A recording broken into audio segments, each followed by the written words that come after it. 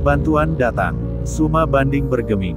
Bahkan ketika senjata kipas kakek bersorban berubah arah menotok pundaknya, ia masih tak bereaksi. Senjata itu mendarat di pundak lelaki yang telah lama mengabdi di Keraton Palembang. Suma Banding terkena totokan. Tubuhnya berdiri kaku di tengah arena. Tampaknya kakek bersorban yang menjadi lawannya tak ingin melukai jagoan tuan rumah itu. Nah, kalian lihat sendiri. Jagoan nomor 1 kalian sudah berhasil aku lumpuhkan dengan mudah. Ini hanya ajang adu tarung. Jangan sampai kita berperang karena kalian tidak ingin mengakui kehebatan Malaka.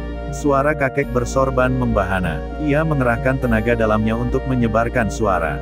Siapa yang mempersilakanmu besar kepala seperti itu, kakek lusuh? Kami belum kalah. Masih banyak petarung yang harus engkau hadapi agar ucapanmu tadi jadi kenyataan. Sekarang, engkau hadapilah aku. Tiba di tempat itu telah berdiri seorang lelaki berkulit putih dan berpakaian rapi. Ia datang membawa serta belasan orang pengawal. Hei, mereka itu perompak bendawa. Yang berpakaian rapi itu pastilah Mentrabang. Terdengar suara salah penonton berteriak. Akibatnya di tempat itu langsung terdengar kegaduhan. Ya, perompak bendawa selama ini hanya dikenal namanya saja. Mereka seperti siluman beraksi di tengah laut merompak kapal-kapal yang berlayar. Nama perompak bendawa sudah lama menghilang tak terdengar kabar berita. Bagaimana mungkin kelompok perompak bendawa yang tinggal nama itu sekarang muncul di arena adu tanding? Mungkinkah mereka memang datang karena tertarik dengan ajang adu tanding ini? Kemana mereka akan berpihak? Senopati Bagas Rilau bergumam sendiri. Hei pria putih berpakaian rapi. Benarkah engkau Mentrabang? Jikapun benar engkau pimpinan bajak laut bendawa, jangan kau kira aku takut melawanmu. Ayo maju ke sini, biar aku memberi pelajaran kepadamu bagaimana cara bertarung di daratan. Kakek bersorban berteriak gusar. Kedatangan pria berpakaian putih itu sepertinya memang di luar perkiraan mereka. Hahaha, engkau mengancamku, tapi matamu terlihat jerih. Biarlah di sini aku sampaikan kepadamu. Aku adalah Mentrabang, pimpinan perompak baik dari pedalaman bendawa. Jangan kau kira kemampuan sihirmu itu bisa memperdayaku. Kami sangat akrab dengan sihir, nujum dan semua kepandaian yang dekat dengan setan. Hadapilah barisan bendawa. Jika engkau bisa mengalahkan mereka, baru kiranya aku sudi beradu tangan denganmu. Mentrabang segera memberikan isyarat kepada pengawalnya. Seketika 7 orang pengawal Mentrabang melompat ke arena. Tanpa basa-basi mereka membentuk barisan dan merangsek Empu Bayan. Hap hip hup, terdengar suara riuh rendah dari 7 anggota bendawa.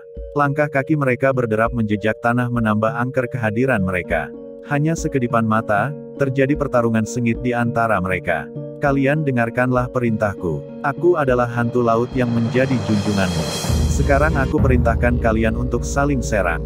Empu Bayan mengeluarkan kepandaian sihirnya. Anehnya, 7 pengawal bendawa itu seperti tidak mendengar suara dari lawan. Mereka sama sekali tidak terpengaruh oleh sihir kuat yang dilontarkan kakek bersorban. Barisan 7 bendawa itu menempatkan 3 orang di depan, 3 di tengah dan 1 orang di belakang.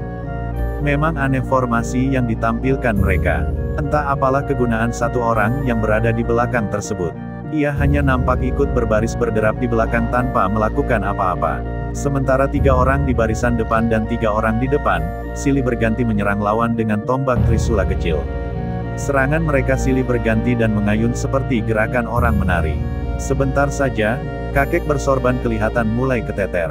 Tak ingin dipermalukan oleh pengawal Mentrabang, kakek sakti itu segera melolos kipas besinya. Seketika serangan barisan bendawa terhambat. Angin kibasan kipas mampu mengatasi serangan lawan. Barisan bendawa tak mampu mendekat.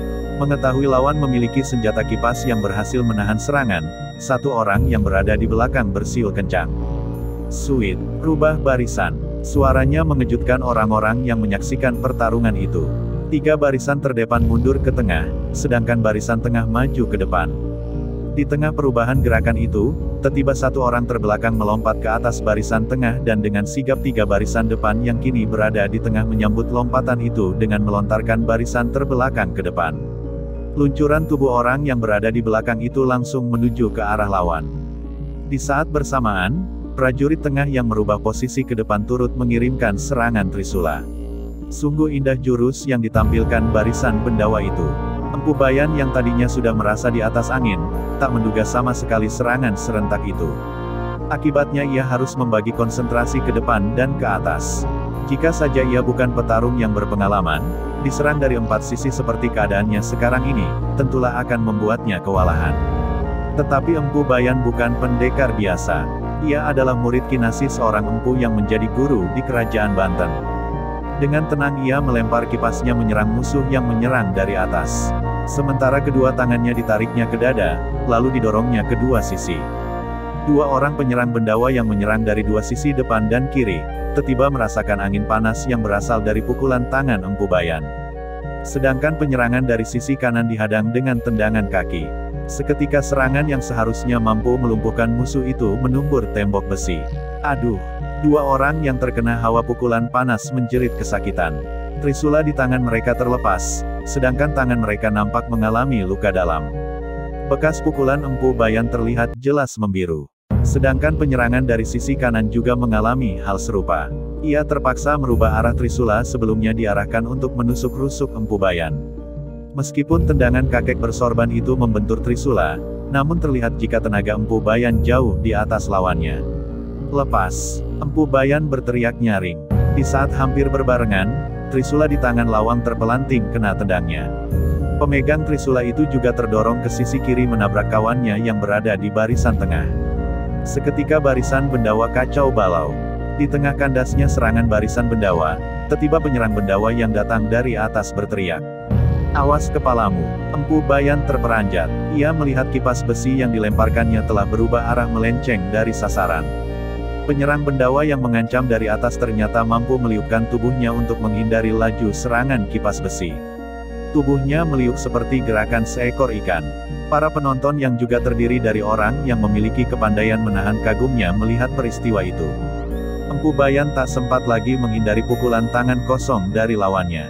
Ia bahkan terlihat pasrah dan tidak berusaha melindungi kepalanya. Benar saja, pukulan lawan langsung menghantam batok kepalanya. Keanehan kembali terjadi, serangan ganas penyerang bendawa ternyata seperti amblas memukul angin. Keheranannya tidak berhenti di situ saja. Kedua telapak tangan yang menghantam batok kepala Empu Bayan, ternyata menempel tak bisa dilepaskan. Bahkan ketika kakinya mendarat di tanah, kedua tangannya masih menempel di kepala kakek bersorban. "Ai, ilmu setan apakah yang engkau gunakan orang tua? Mengapa tenagaku seperti membentur angin dan disedot oleh tenaga tak kasat mata?" Penyerang bendawa berteriak jerih. Hanya sekedipan mata, keringat membanjiri. Kepalanya bersambung.